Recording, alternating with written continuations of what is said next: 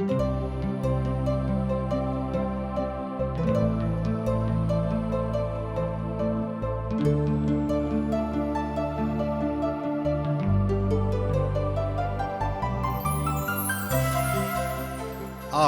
हम सब TWR India द्वारा प्रस्तुत कार्यक्रम असक इजोत देख रहल छी। यह एकटा सुनियोजित रूप से बाइबल के पुस्तक के अध्ययन अछि, जाहि में एहन बहुत सा सवाल के जवाब देवल जाय अछि, जेना कि 1. परमेश्वर के छथि? 2. कि परमेश्वर सचमुच में हमरा सब के परवाह रखै छथि? 3.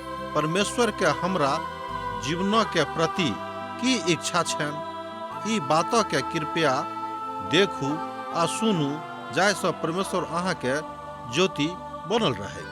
आशा के इजोत मैथिली कार्यक्रम में हम एक बेर और अहाँ के अभिनंदन प्रभु यीशु मसीह के मीठ आ पवित्र नाम से कह रहल छी। आजुक दिन हमरा सब सभोपदेशक के पोथी के 4 अध्याय के अध्ययन करबाक लेल उपस्थित छी। अध्याय 4 सुलेमान के खोजक वही रूपक बता रहल अछि जे वो कोनाक स्वार्थवादिता में आ एहि सिद्धांतक लऽ कऽ संतुष्ट भऽ सकैत छथि और दोसरों के संतुष्ट कऽ सकैत छथिन। स्वार्थवादक दर्शन बड़ खराब होइत अछि। एहि बातक को मानबाक लेल तैयार नहि भऽ रहल छथि। आ तहन ओहि सबटा अन्हेरक देखलहुँ हैं जे संसार में होइत अछि, और की देखलहुँ हैं जे अन्हेर सहबला के नोर बहि रहल अछि और हुनका केओ शांति दियवला नहि छनि। अन्हेर करवला के हाथ में शक्ति छल, मुदा हुनका केओ शांति दियवला नहि छलनि। एहि बातक हमरा लोग के नहि ठाम देख सकैत छी। सभोपदेशक पोथी 4 अध्याय के 1 पद में हमरा संगे अहाँ देखियो, जो अहाँ लग पोथी अछि आ जो नहि अछि तऽ कोनो बात नहि, तहन खूब नीक सँ ध्यान दऽ कऽ सुनियोगे। आ तहन हम ओहि सबटा अन्हेरक देखलहुँ हैं जे संसार में होइत अछि, और की देखलहुँ हैं जे अन्हेर सहबला के नोर बहि रहल अछि और हुनका केओ शांति दियवला नहि छनि। अन्हेर करवला के हाथ में शक्ति छल, मुदा हुनका केओ शांति दियवला नहि रहनि। एहि बातक हमरा लोग एहि ठाम देखलहुँ हैं सभोपदेशक पोथी 4 अध्याय तकर 1 पद में। की एही तरहक कोनो दर्शन राजनीतिक परिस्थिति में बतावल जा सकै छै? स्वार्थी लोगों के व्यवस्थित हालतक जो वहाँ देखबे तऽ पाएब कि लोग आजुक युग में ततेक स्वार्थी भऽ गेल छथि कि हुनका विषय में आ हुनक परिकल्पना करनाइ आर हुनका विषय में बहुत बातक सोचनाइ बड़ मुश्किल में अहूँ आनि देत। व्यवस्थापक प्रतिकूल परिस्थिति में रहैत छथि आ जे केओ काज करऽ रहल छथि ओहो प्रतिकूल परिस्थिति में रहैत छथि, अर्थात सब ठाम खाली विरोधे विरोध अछि, सब ठाम खाली स्वार्थे स्वार्थ देखाई पड़ैत अछि। तहन एही स्वार्थपारिता में सुलेमान देखैत छथि कि मनुख एहि में शांति खोज सकैत छथि कि नहि। जे केओ होइक गरीबक संगे सर्वदा न्याय मिलवा में अभाव भेल छनि, मुदा पिता परमेश्वर कहियो केकरो संगे कोनो तरह के भेदभाव नहि करैत छथि। ध्यान देबै कि गरीबक संगे शुरुए से आरंभे से न्याय मिलऽ में सर्वदा अभाव भेल छनि, सर्वदा घटी भेल छनि, अर्थात गरीबक जाय रीति से न्याय भेटबाक चाही हुनका अखन धरि कतौ एहि संसार में नहि भेटैत छनि आ नहि भेटल छलनि। आगाँ की हेतैक से तऽ हमरा लोक नहि जानैत छी, मुदा अखन धरक इतिहास एहि बातक गवाही दैत अछि। मुदा पिता परमेश्वर के पवित्र वचन, पवित्र पोथी बाइबल बताबैत अछि कि जँ अहाँ हमरा संगे रहब तऽ अहाँक न्याय हम करब। यह बात हमरा सिखबाक अछि आ दोसरो के सिखबाक अछि। ओ सब ठाम विरोध करैत छथि, तैं हमरा लोग देखैत छी कि विरोधक स्वर आजुक युग में सब ठाम गुंजायमान भऽ रहल अछि। सभोपदेशक पोथी तकर 4 अध्याय आ तकर 2 पद। एहि दुआरे जे हम मरल लोकक जे मरि चुकल छथि ओहि जीवित सँ जे अखन धरि जीवित छथि बेसी सहरैलहुँ हैं। एहि तरह हमरा लोग देखैत छी कि जे केओ एहि संसार से विदा भऽ गेल छथि, जे केओ एहि संसार में अखन नहि छथि, हमरा लोग कहियो कहियो हुनका सहराबैत छी आ कहियो कहियो बहुत बेसी सहराबैत छी, मुदा जे केओ एहि संसार में जीवित छथि ओ तकलीफ में छथि, ओ दुख में छथि, हुनका प्रति हमरा सभके जेना नेह रहबाक चाही ओहि तरहक नेह नहि रहैत अछि। अहाँ अभिव्यक्तिके सुनलहुँ हैं। हमर विचार छल जे हम तऽ मरि गेल छी, किएक तऽ मोलासँ तऽ नीक अछि जे ओहि बातक अभिव्यक्तिके हम बताबी। मृत्यु मनुखक बड्ड हेतैक, अर्थात अहाँ एतरे बाजि सकैत छी कि मनुख मृत्युके दिस एक रोज जरूर जेताह, एहिमे कनिको संदेह नहि। अर्थात सर्वसाधारण जे दैहिक मृत्यु अछि तकर सामना तऽ सब मनुखके करैए पड़तनि। मुदा जाबे धरि अहाँ संसारमे छी ताबे धरि अपन पिताके संगे, अपन बनौनिहारक संगे, अपन सृष्टिकर्ताके संगे अहाँके रिश्ता, अहाँके संबंध कोन तरहके अछि तकरा ऊपर अहाँके विश्लेषण करबाक छै। मुदा ओहि दुनूमे से बेसी सुभागी ओ छथि जे अखन धरि भेले नहि अछि, आ नहि एहि खराब काजक देखक जे संसारमे होइत अछि। एहिठाम प्रभुके भक्त राजा सुलेमान बाजि रहल छथि प्रभुके वचनसँ कि ओ तऽ बड्ड बेसी नीक छथि जे एहि संसारमे जिनहक जन्मे नहि भेल छनि, किएक तो एहि संसारक घृणित काजक देखबाक लेल एहिठाम नहि आयल छथि। एहिठाम हमरा लोकनि देखैत छी कि एहिठाम सुलेमान कने आत्मिक बातक दिस जा रहल छथि, मुदा हुनका जिंदगीमे निराशा सेहो छनि। ओ बता रहल छथि कि ओ लोक नीक छथि जे संसारमे अयबे नहि करलाह, किएक तऽ हुनका एहि संसारके विहंगम दृश्यक देखबाक अवसर नहि भेटलनि, आर एहि संसारक जे घृणित आ निर्घिन काज भऽ रहल अछि तकरा हुनका देखबाक अवसर नहि भेटलनि। हुनक आँखि एहि बातक नहि देखलखिन। एहिठाम सिक्काक दोसर पर्दामे हमरा लोकनि देखैत छी आ बड्ड जोर दऽ रहल छी, अर्थात हमरा लोकनि जे आगाँ देखैत छी से पाछाँ नहि रहैत अछि। हमरा लोकनि जे मुख पर देखैत छी से हृदय पर नहि रहैत अछि। हमरा लोकनि जे बाजैत छी से करैत नहि छी। एहि तरहक बात आजुक युगमे बहुत सामान्य आ सर्वमान्य आ सर्वसाधारण बात भऽ गेल अछि। एहि रीतिसँ जन्म लेनाइ उचित अछि कि नहि से अहाँ देखियौ। मुदा पवित्र पोथी बाइबिल कहैत अछि कि जहन पिता परमेश्वर अहाँके संसारमे पठौने छथि तऽ अहाँ अपन कर्तव्यके स्मरण राखियौ, अहाँ अपन जन्मक बातक सफल कऽ दियौ, किएक तऽ पिता परमेश्वर अहाँके संसारमे पठौने छथि। तहन हम सबटा परिश्रमक काज आ सबटा सफल काजक देखलहुँ हैं जे लोक अपन पड़ोसीसँ जलनक कारणे करैत छथि, ओ सेहो व्यर्थे आ मनक कुढ़न अछि। सभोपदेशक पोथी 4 अध्यायके 4 पद एहि बातक बाजैत अछि। एहि तरह देखियौ एक बेर और हमरा संगे। तहन हम सबटा परिश्रमक काज आ सबटा सफल काजक देखलहुँ हैं जे लोक अपन पड़ोसीसँ जलनक कारणे करैत छथि, आ सेहो व्यर्थे आ मनक कुढ़न अछि। ई बड्ड रुचिकर तथ्य अछि जे स्वार्थवादी लोक व्यवस्थित व्यवस्थाके प्रतिपक्षमे द्रोह करैत छथि। एक बेर आर देखियौ, ई बड्ड रुचिकर तथ्य थिक जे स्वार्थवादी लोक व्यवस्थित व्यवस्थाके प्रतिपक्षमे द्रोह करैत छथि। ई बड्ड गलत लागैत अछि। ओ बड्ड नीक कथाके अपन बातक मिला कऽ बाजैत छथि, जाहिसँ व्यवस्थाके स्थिति खराब होइत अछि आ ओ द्रोही बनि कऽ संसारक सन्मुखमे आबि कऽ स्वयंके ततेक नीक साबित करबाक कोशिश करैत छथि जे अनुचित लागैत अछि, जे नीक नहि लागैत अछि। आ जे नीक आबैत छथि ओ ओहि बातक बड्ड नीक रीतिसँ बाजैत छथि। आ मनुख एहि विषय पर की कऽ रहल छथि वा की बाजि रहल छथि, ओ बाजैत छथि जे ओ अखन धरि एहि संसारमे आबि कऽ ओहि सामर्थी परमेश्वरके नहि चिन्हने छथि, एहि संसारमे आबि कऽ अपन बनौनिहारक दिस कहियो ध्यान नहि कयने छथि जे हमरा एहि संसारमे किएक पठाओल गेल अछि, हमरा एहि संसारमे के पठौने छथि। मुदा एहि संसारक जैविकीय बातक दिस ध्यान देबेक, हुनका एहि संसारक जैविकीय बातक दिस ध्यान छनि, मुदा परमेश्वरक दिस हुनक ध्यान बड्ड कम छनि। ई एकटा जिंदगीके बड्ड नकारात्मक विचार अछि, एकटा नकारात्मक दर्शन अछि। एहि दर्शनमे, एहि विचारमे हमरा लोकनि परमेश्वरक अद्भुत नेहक, परमेश्वरक विचारणीय बातक, परमेश्वरक दर्शनीय बातक नहीं देखै छी। आगाँ हमरा लोग देखै छी कि मूर्ख धरती पर हाथ राख कऽ अपन मौस खाइत छथि। सभोपदेशक पोथी 4 अध्याय के 5 पद ए बातक कहैत अछि। ई की होइत अछि कि आदमी मूर्ख आदमी अछि। अपने विचार में ओ किछ करबाक ऊपर आस्था नहीं राखैत छथि। जाहिसँ ओ अपना आप के बचा सकैत छथि, ओ अपना लेल काज नहीं कऽ सकैत छथि। आजुक युग में लोक सब किछु चाहैत छथि, जेना ओहि काल में किछु बातक उपलब्धि नहीं छलैक। जेना हमरा लोग जानै छी कि कालांतर में जेना जेना दुनिया आगाँ जा रहल अछि, मनुख किछ किछ काज कऽ कऽ स्वयं के संतुष्ट करैत आगाँ बढ़ैत जा रहल छथि। सभोपदेशक पोथी 4 अध्याय तकर 6 पद।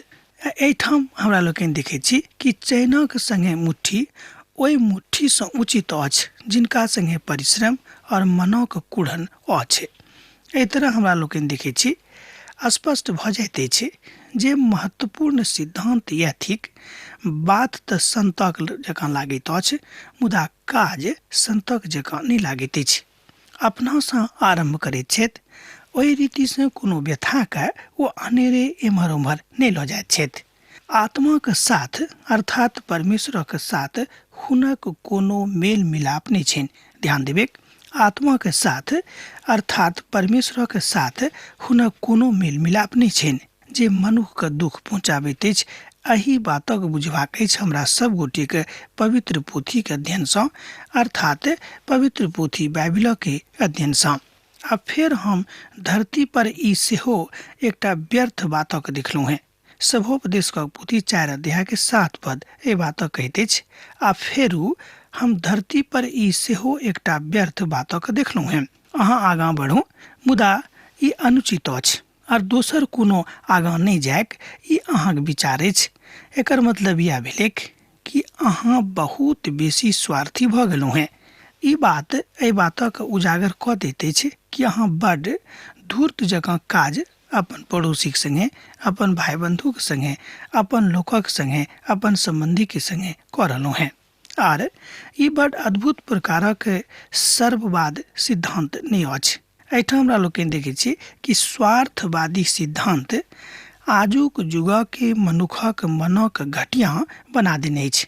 स्वार्थवादी मनुख अपने दिस खाली ताकैत छथि आ दूसरा के दिस हुनका एको रत्ती ध्यान नहीं रहैत छनि। एहि बातक हमरा लोकनि एना बुझि सकैत छी।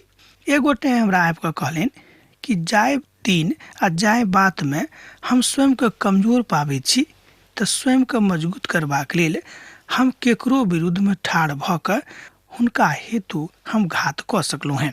अर्थात सोच गप में हम हुनका संगे घात कऽ सकैत छी। ओ कियाक ने हमर अपने लोग रहेके। हम हुनका पुछलिन कि यौ, मान लियो जो हुनका लग में अहाँके धियापुता रहत, अहाँके बेटा बेटी रहता तहन, तो कहलन कि कोनो बात नहीं, जो बेटे बेटी रहता तो ऐसा कि हम हुनको संगे वह बात करबेन। एहिठाम देखियो कि मनुखक मन कतेक स्वार्थी भऽ गेल अछि। हमरा लोकनि स्वार्थवादी बनि कऽ स्वयं के संतुष्ट करबा के प्रयास कऽ रहल छी। राजा सुलेमान स्वार्थवादी सिद्धांतक लऽ कऽ, स्वार्थवादी बातक लऽ कऽ एहिठाम बढ़ि रहल छथि। हमरा लोकनि एहिठाम स्वार्थवादी सिद्धांतक के दोसर भागक देख रहल छी। पहिल भागक हमरा लोकनि एक दिन आर देखने छलहुँ हैं। आ जे किछु ओहि बातक बड स्पष्ट भाव में अनुभव में बाजैत छथि, बा ओहि बातक जहन स्पष्ट भाव में बाजल जा सकैत छै, ओही कथा के हमरा लोकनि एहिठाम देखै छी। आ जाय बातक बड स्पष्टता के साथ बतायल गेल अछि। आ जे किछु ओहि बातक नीक रीति सँ बनावल गेल अछि, यह थिक विधा जाय विधा दऽ कऽ अहाँ स्वयं के संतुष्ट कऽ सकलहुँ हैं। कियाक तऽ एहि विधा में परमेश्वरक वचन अहाँके जिंदगी में काज करनाइ आरंभ कऽ देते। स्वार्थवादी बनि कऽ खाली निजी स्वार्थक दिस ध्यान राखि कऽ अहाँ स्वयं के सेहो संतुष्ट नहीं कऽ सकलहुँ हैं, आ नहि अपन भाई बंधु के बा अपन गांव समाज के संतुष्ट कऽ सकलहुँ हैं। केओ असगरे रहैत छथि आर केओ नहीं, आ नहीं तऽ ओकरा बेटा अछि आ नहीं भाई अछि। एहिके बादो ओकर परिश्रमक अंत नहीं होइत छनि, आ नहीं हुनक आँखि धन सँ संतुष्ट होइत छनि, आर नहीं बाजैत छथि, आ नहीं ओ केकरो लेल परिश्रम करैत छथि, आर अपन जिंदगी के खरीद कऽ अर्थात अपन जिंदगी के सुख रहित राखैत छथि, ई सेहो व्यर्थ और निराह दुख सँ भरल अछि। एहि बातक अहाँ सत्यापित कऽ सकैत छी सभोपदेशक पोथी 4 अध्याय के 8 पद में। जँ अहाँक लग परमेश्वरक पवित्र वचन बाइबिल अछि तऽ हमरा संगे खोलि कऽ देखियौ सभोपदेशक पोथी 4 अध्याय के 8 पद। केओ असगरे रहैत छथि और केओ नहि रहैत छथि, ओकरा बेटा नहि छनि आ नहि भाइ छनि, एहिके बादो ओकर परिश्रमक अंत नहि होइत छनि आ नहि हुनक आँखि धन सँ संतुष्ट होइत छनि और नहि ओ बाजैत छथि, हम केकरो लेल परिश्रम नहि करैत छथि आर अपन जिंदगी के सुख रहित राखैत छथि, ई सेहो व्यर्थ और निराह दुख सँ भरल काज अछि। ई सेहो व्यर्थ और निराह दुख सँ भरल काज अछि। स्पष्ट भऽ गेल हैत। एहि तरह हमरा लोकनि देखैत छी कि बहुत लोकक अहूँ देखने होबे कि हुनका केओ खाय पियै वला नहि छनि, हुनक धनक केओ भोगऽ वला नहि छनि, मुदा हुनका धनक प्रति अथाह प्रेम, ततेक प्रेम कि जाय बातक बखान करनाइ कोनो शब्द में ओतेक आसान नहि हैत। हम तो बाजब जे हुनक धनक प्रति आसक्ति के बतौनाइ एहन कोनो शब्दकोश में शब्द नहि थिक जाहिसँ अहाँ बता सकलहुँ हैं कि हुनक धनक प्रति आसक्ति आ प्रेम कतेक दूर धरि चलि गेल छनि। एहि तरह हमरा लोकनि देखैत छी कि लोग स्वयं के खूब उत्कृष्ट करबाक लेल, स्वयं के खूब ऊँच करबाक लेल की नहि करैत छथि आ दूसरा के अनेरे खसा दैत छथि। ओहो अतेक नीक तस्वीर अछि आ जँ अहाँ एहि बातक जनैत छी तऽ आजक वा एहि काजक कऽ रहल छी आ ओ अहाँके मदद कऽ रहल छथि कि नहि।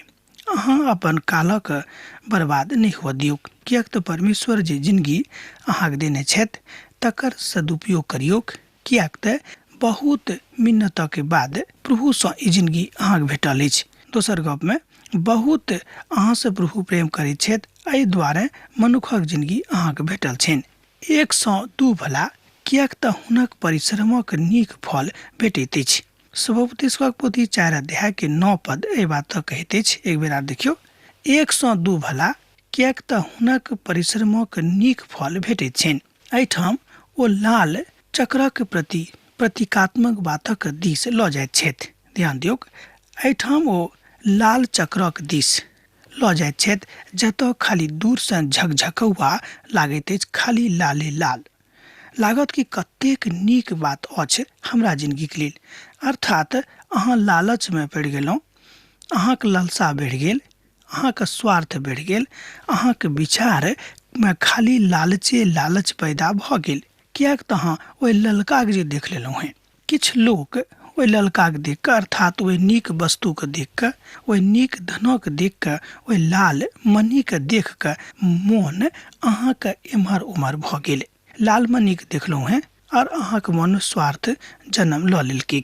एहि संसारक धन, एहि संसारक कीमती सँ कीमती वस्तु परमेश्वर सँ बेसी कीमती नहि अछि, किएक तऽ सब वस्तु के निर्माता वह छथि, समस्त वस्तु के वह सृष्टिकर्ता छथि। किएक तऽ जँ ओहिमे सँ एक खसता तऽ दोसर उठैत, मुदा हाय ओकरा ऊपर जे असगरे में खसत और ओकरा उठाबऽ वाला केओ नहीं रहेक। एहि बातक हमरा लोकनि सत्यापित कऽ सकैत छी पढ़ि कऽ सभोपदेशक पोथी तकर 4 अध्याय आ तकर 10 पद में। एहिठाम एहि तरहक बातक लिखल गेल अछि, तकरा अहाँ पढ़ि कऽ सत्यापित कऽ सकलहुँ हैं।